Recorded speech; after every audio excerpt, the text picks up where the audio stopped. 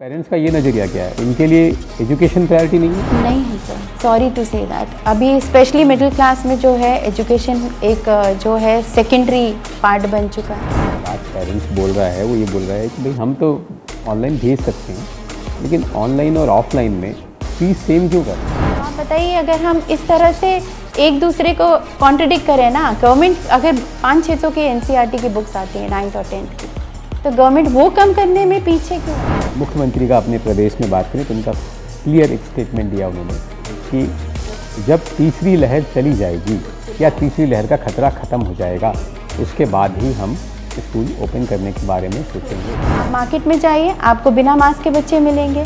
आप बाज़ार में जाइए, पेरेंट्स भी नहीं मास्क लगाते हैं सर। तब कोई रूल नहीं है, तब रेगुलेशन नहीं है, तब कोरोना नहीं है। स्कूल आने पर ही कोरोना है, ऐसा क्यों? प्राइवेट शिक्षकों के लिए मुख्यमंत्री जी, अगर हमारी बात आप तक पहुंच रही है तो ये जरूर बोलना चाहूँगा कि आप उनके लिए क्या कर रहे हैं।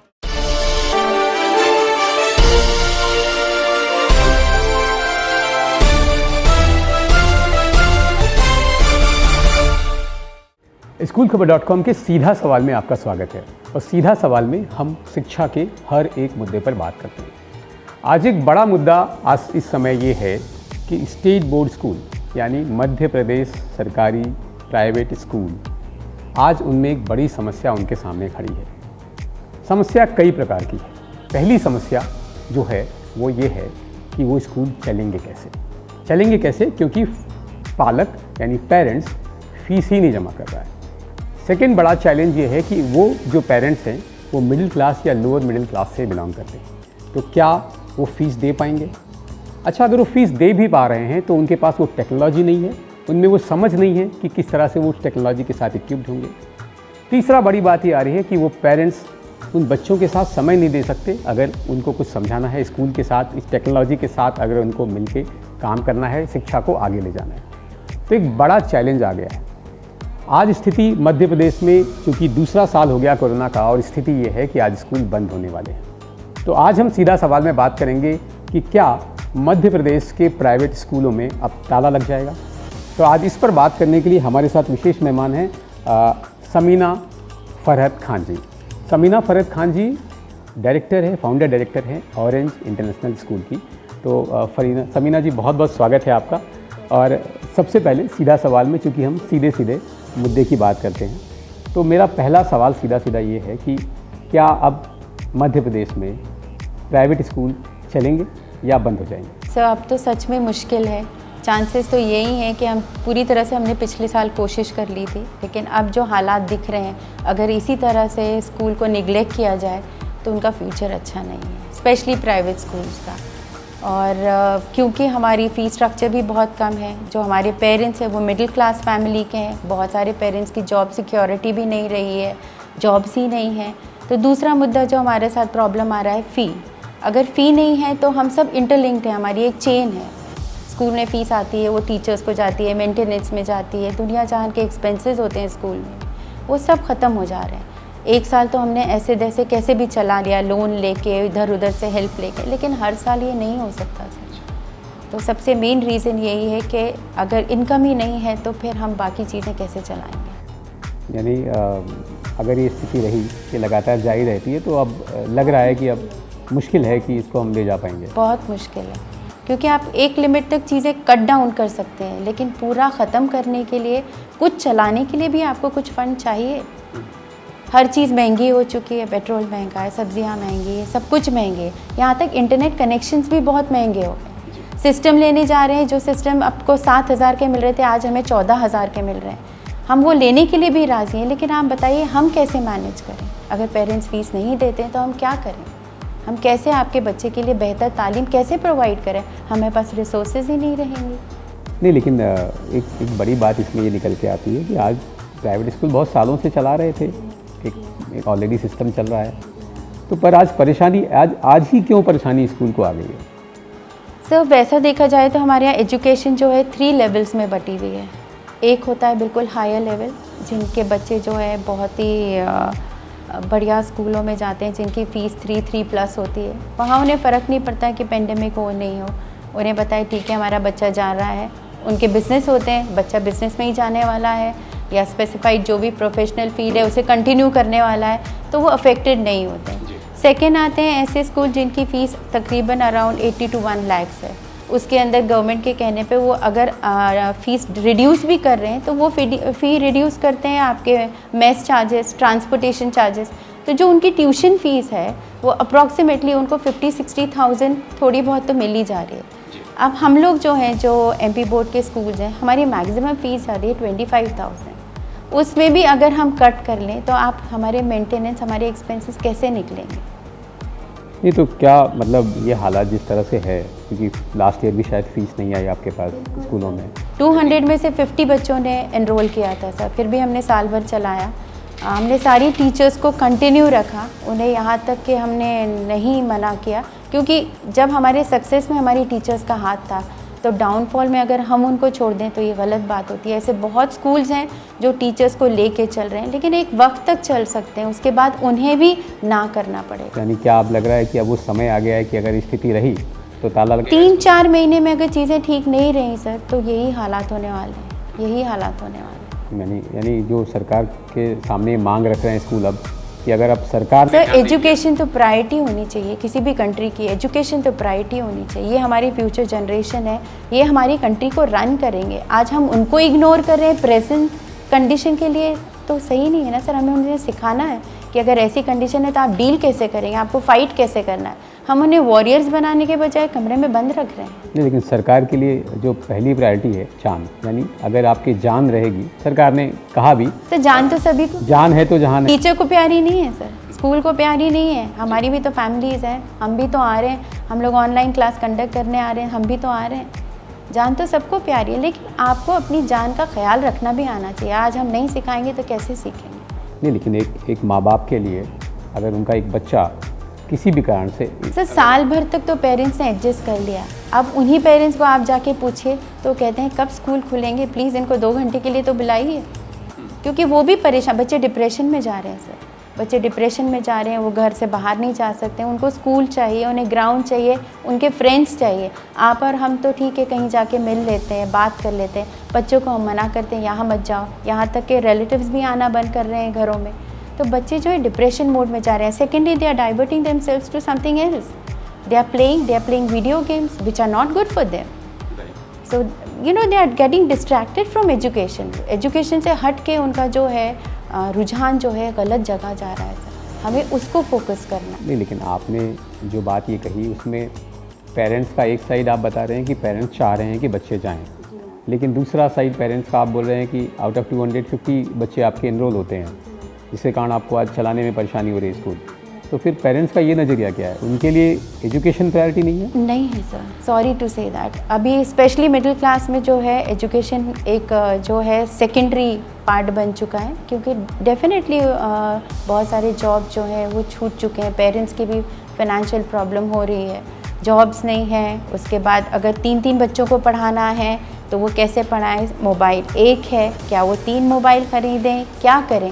पेरेंट्स भी इस प्रॉब्लम है कि हम इसका सलूशन कैसे निकालें, हम इसका अल्टीमेट आउटपुट हम कैसे निकालें। हम 3 मोबाइल अफोर्ड नहीं कर सकते, 3 मोबाइल है तो तीनों के लिए डेटा भी चाहिए, तीनों के लिए 3 वक्त भी निकालना पड़ेगा, क्योंकि कई बार तो क्लासेस एक वक्त में तो मम्मी कंफ्यूज रहे कि मैं किस बच्चे के साथ बैठूं और किसके साथ क्या करूं। एक को छोड़ती हूं दूसरा चले आता है, मोबाइल पे पढ़ते हैं तो कॉल्स आते हैं, नोटिफिकेशन आते हैं, बच्चे डाइवर्ट हो जाते हैं। टीचर वहाँ से एक लिमिट तक बच्चे को इंटरेक्ट कर सकती है, उसके बाद वो परेशान हो जाती है, क्योंकि बच्चा जो है डिस्कनेक्ट कर देता है, निकल जाता है, बोलता है नेटवर्क इशू।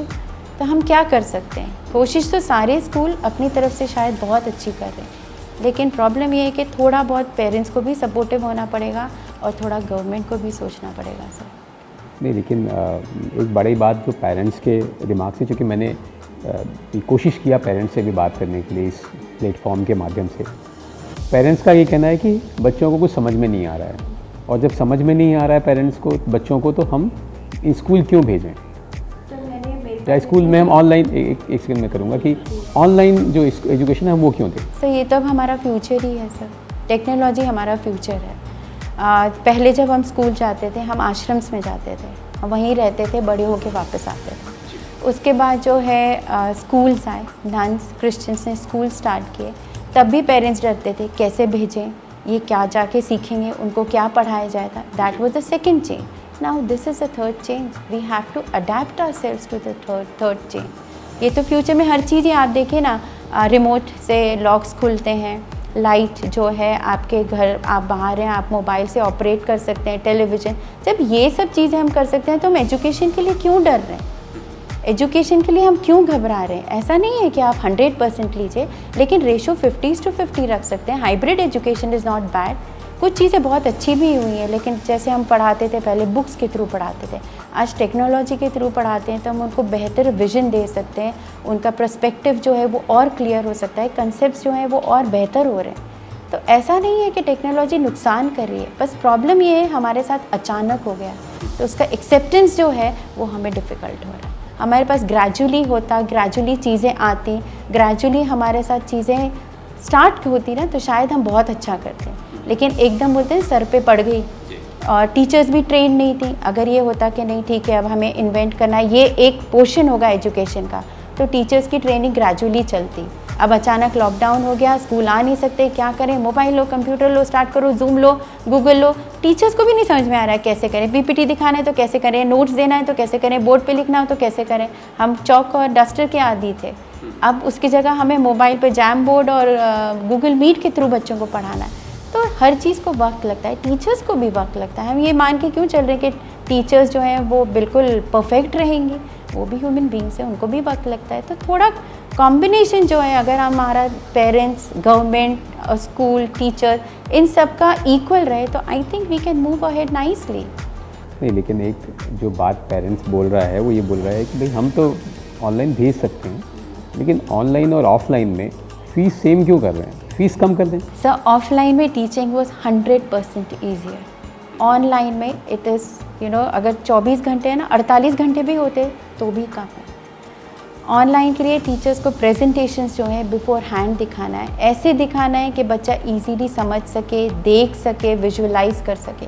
जब वो क्लास में होता है तो जब फिज़िकल एक्सप्लेनेशन होता है वो मेंटली और इमोशनली बच्चे के साथ इंटरेक्ट करने में ईजी होता है. लेकिन ऑनलाइन में जो होता है वो हमें नहीं देखता है, वो प्रेजेंटेशन देखता है. उसकी लैंग्वेज ईजी होना चाहिए, उसके कलर कॉम्बिनेशन ईजी होना चाहिए, उसका कंटेंट ईजी होना चाहिए, और हम वहाँ रेस्ट्रिक्टेड हो जाते हैं. हमें अगर एक टॉपिक पढ़ाना है तो हम उससे ज़्यादा नहीं कर सकते. क्लास में रहता है, बच्चे क्वेश्चनर करते हैं, वो जो टॉपिक है वो एक्सपैंड हो जाता है, नॉलेज बढ़ती है. लेकिन पीपीटी में वक्त कम है, क्योंकि सबसे पहले प्रॉब्लम ये है कि इतने ही वक्त में क्लास ली जाए. सबसे पहले तो बैरियर आ गया टाइम का. तो उतने कम टाइम में पूरी इन्फॉर्मेशन बच्चों को देना और बेटर फॉर्म में देना, वो रिटन फॉर्म में हो, वो पिक्टोरियल फॉर्म में हो, प्रेजेंटेशन के फॉर्म में हो, वो बच्चे तक जाना है. उसके बाद जो है दूसरा ये है कि आज बच्चा आ रहा है, कल नहीं आ रहा है, उसको मेंटेन करना. टीचर के पास वो बोलते हैं मैम मैंने कल क्लास अटेंड नहीं करी, तो आप बताइए वो टीचर के लिए भी कितना मुश्किल है. तो ऐसी कुछ हर्डल्स हैं जो अगर प्रॉपर्ली ऑर्गेनाइज्ड हो जाए और थोड़ा सपोर्ट सभी की तरफ से हो, ऐसा नहीं सिर्फ पेरेंट्स और गवर्नमेंट, स्कूल की तरफ से भी थोड़ा, वर्किंग आवर्स में थोड़ा हो. पर प्रॉब्लम क्या आ रही है सर, टीचर्स मोस्टली जो है वो भी फैमिली बेस्ड है, उनके पास भी स्केड्यूल टाइम होता है. इस वक्त 9 से 5 हमने मान के चलाए हमारे वर्किंग आवर्स हैं. कुछ पेरेंट्स बोलते हैं 6 बजे क्लास लीजिए, तो अब वो फीमेल घर जाएगी, घर का काम देखेगी, बच्चों को देखेगी, उनके भी बच्चे हैं, फिर वो क्लास लेगी, और फिर नेट चाहिए, सिस्टम्स चाहिए. मतलब it's just hodgepodge, you can say. We do need funds, we do need time, and we do need ample of training. At least government training तो दे दे, गवर्नमेंट टीचर्स को ट्रेनिंग तो दे दे free of cost. Government books क्यों नहीं free करती, एनसीईआरटी की बुक्स भी फ्री नहीं है. आपने फ़ीस कम करने के लिए बोल दिया, गवर्नमेंट बुक्स फ्री नहीं कर सकती. तो आप बताइए, अगर हम इस तरह से एक दूसरे को कॉन्ट्रडिक्ट करें ना, गवर्नमेंट अगर 500-600 की एनसीईआरटी की बुक्स आती है 9th और 10th की, तो गवर्नमेंट वो कम करने में पीछे क्यों है. नहीं, सरकार का कहना है कि हमने शिक्षा के लिए गवर्नमेंट स्कूल ओपन किए हैं, प्राइवेट स्कूल की एक अलग पैरेलल ऑर्गेनाइजेशन है. अगर उनको शिक्षा देनी है तो वो पूरा रोल और पूरी जिम्मेदारी उन प्राइवेट स्कूल्स की है. बिल्कुल सर, आप एक फ्रेमवर्क दीजिए, आप हमें कोई प्रोटोकॉल दीजिए कि भैया आपके स्कूल में ये प्रोटोकॉल होना चाहिए, आप इस फ्रेमवर्क पे फॉलो करिए. क्यों नहीं करेंगे सर, हम आगे रह के करेंगे. हमें अपने बच्चों की, दूसरे माँ बाप के बाद एक टीचर ही होती है जिसे अपने बच्चे की फ़िक्र होती है, और शायद अपने बच्चों से ज़्यादा फ़िक्र होती है. हर टीचर को यही टेंशन है, इसका क्या होगा, ये तो लिखने में परेशान होता था, ये कंसंट्रेट नहीं करता था, ये फोकस नहीं करता था। हर टीचर को अपने 12, 15, 20, 25 जितनी की भी उसकी स्ट्रेंथ है उसकी फ़िक्र है। अपने बच्चे तो हैं ही, लेकिन दूसरे के बच्चे की भी फ़िक्र है। तो क्या हम टीचर्स के लिए फ़िक्र कर रहे हैं? हम तो कहीं किसी भी एंगल से नहीं कर रहे हैं, बिल्कुल भी नहीं कर रहे हैं। बाहर तो टीचर्स के लिए इतनी सारी ऑप्शंस हैं, गवर्नमेंट बहुत तरह से हेल्प कर रही है। मैं भी अपनी फ्रेंड से, अपने कलीग से, मेरी सिस्टर अब्रॉड है यूके में, ऑक्सफोर्ड में, मैं उससे पूछती रहती हूँ कि तुम लोग क्या करें कि हम भी करें। तुम्हारे यहाँ भी पेंडेमिक है, हमारे यहाँ भी है, तुम्हारे यहाँ भी, उनका तो लॉकडाउन हमसे ज़्यादा था, लेकिन वहाँ स्कूल्स नहीं बंद हुए हैं सर। उन्होंने ऑफलाइन ऑनलाइन मोड दोनों चलाए हैं। उनके यहाँ बबल सिस्टम होता था, उन लोग कुछ बच्चों को बुला के उनको ट्रेन करते थे, these to send them back. Parents were supportive, school were supportive, government were supportive, तो ये इशू नहीं आया। कहीं और का तो मैंने नहीं सुना कि इशू आया कि फ़ीस कम करो। इंडिया में क्यों? क्योंकि अब ये तो आप भी समझते हैं क्यों। नहीं, एक मैं जो हमें देख रहे हैं और सरकार के जो लोग मुझे देख रहे हैं, मैं एक बात ज़रूर बोलना चाहूँगा। प्रदेश के मुख्यमंत्री भी इतने सेंसिटिव हैं, लेकिन एक बात जब वो बोलते हैं कि शिक्षक ही समाज की रीढ़ है, तो उन शिक्षकों के लिए, प्राइवेट शिक्षकों के लिए, मुख्यमंत्री जी अगर हमारी बात आप तक पहुंच रही है तो ये ज़रूर बोलना चाहूँगा कि आप उनके लिए क्या कर रहे हैं। और मैं आपसे ये बात पूछना चाहूँगा कि ये शिक्षक या जो शिक्षा व्यवस्था है, इसको लेकर सरकार की कोई प्रायोरिटी नहीं लग रही है क्या? मुझे तो नहीं लगती है सर, मुझे तो, मेरी पर्सनल व्यू है, मुझे तो नहीं लगती। और शायद हम लोग इस चीज़ को नज़रअंदाज भी करते आ रहे हैं। हमने एजुकेशन को कभी प्रायोरिटी नहीं दी। हमारे यहाँ कंपटीशन ग्रेड्स पे रहता है, हमारे यहाँ कंपटीशन जो है परसेंटेज पे रहता है। हम क्या एंटरप्रेन्योर बनाने के लिए हम नहीं हैं। हम बस ये है कि ठीक है, इतना पढ़ लें, नौकरी कर लेना बेटा। पहले तो गवर्नमेंट जॉब्स के लिए थी, उसके बाद अब ये है कि प्राइवेट फर्म्स में आप ज्वाइन कर लो, फिर कंप्यूटर का। नहीं, पर फिर सरकार की प्रायोरिटी क्यों नहीं आ रही? सरकार स्कूल खोलने को लेकर इतना सीरियस क्यों नहीं हो रही है? शायद एजुकेशन की प्रायोरिटी नहीं है सर हमारी कंट्री में। एजुकेशन के लिए तो मुझे लगता ही नहीं कि हमारी कंट्री में प्रायोरिटी है। यहाँ तक हमारे पेरेंट्स में भी नहीं दिखती है। हमें बहुत मुश्किल होती है उन्हें कन्विंस करने के लिए। अभी भी जो हमारी टोटल स्ट्रेंथ थी 250 बच्चों ने एनरोल किया, तो आप सोचिए 150। और दूसरी बात है जेंडर। पेरेंट्स सोचते हैं लड़का पढ़ ले, लड़की को तो वैसे भी क्या करना है, घर ही संभालना है, तो 1 साल नहीं पढ़ा तो क्या हुआ। तो ये भी प्रॉब्लम है सर, बहुत जगह प्रॉब्लम है। सब ये सोच रहे हैं कि इन्वेस्ट करें तो लड़का, उसे आगे जाके हमें देखना है, लड़की को हम 2 साल बाद देख लेंगे। ये तो अब जो स्थिति ऐसी चल रही है और सरकार स्कूल खोलने को लेकर कोई भी गाइडलाइन नहीं दे रही, और उनका मुख्यमंत्री का अपने प्रदेश में बात करें तो उनका क्लियर एक स्टेटमेंट दिया उन्होंने कि जब तीसरी लहर चली जाएगी या तीसरी लहर का खतरा ख़त्म हो जाएगा, उसके बाद ही हम स्कूल ओपन करने के बारे में सोचेंगे। तो यानी कि ये स्कूल कब तक नहीं खुलेंगे? इसका कोई, it's indefinite sir. We don't know when the third wave is going to come. We never knew when the second wave would come. We were not prepared. Were we prepared? Were our hospitals prepared? तो उसी तरह से जब आपने बाकी चीज़ों को acceptance दे दी, तो आप प्लीज़ स्कूल के लिए भी दीजिए ना। Let us fight our struggle, let us know what precautions are to be taken and how things can be changed. हमें भी तो सिखाना पड़ेगा सर। आज हम जो बच्चों को बोल रहे हैं कि इनकी जान हमें प्यारी है, लेकिन आज नहीं तो कल तो वो बाहर निकलेंगे। अगर हम उन्हें नहीं सिखाएंगे तो वो सीखेंगे कैसे? क्या हम उन्हें बता रहे हैं कि जो वायरस है कौन से, mostly it comes through 3 areas, eyes, nose and mouth. Are we teaching them? आप मार्केट में जाइए, आपको बिना मास्क के बच्चे मिलेंगे। आप बाज़ार में जाइए, पेरेंट्स भी नहीं मास्क लगाते हैं सर। तब कोई रूल नहीं है, तब रेगुलेशन नहीं है, तब कोरोना नहीं है। स्कूल आने पर ही कोरोना है, ऐसा क्यों? तो क्या तो फिर आपको ऐसा लग रहा है कि सरकार क्या स्कूल बंद करना चाहती है? सर उनकी लास्ट वो है कि जब सब बिल्कुल ठीक हो जाएगा तब देखेंगे, तब पढ़ाएंगे। अभी तो बच्चे घर पे अच्छे हैं। तो फिर क्या पूरी शिक्षा व्यवस्था कोई नुकसान नहीं हो रहा है? बहुत बुरा सर। ये हमें इफेक्ट 2-3 सालों के बाद नज़र आएगा। तो अब क्या लग रहा है, भविष्य क्या है? सर गवर्नमेंट को कुछ करना चाहिए, साथ ही साथ पेरेंट्स को भी सोचना चाहिए।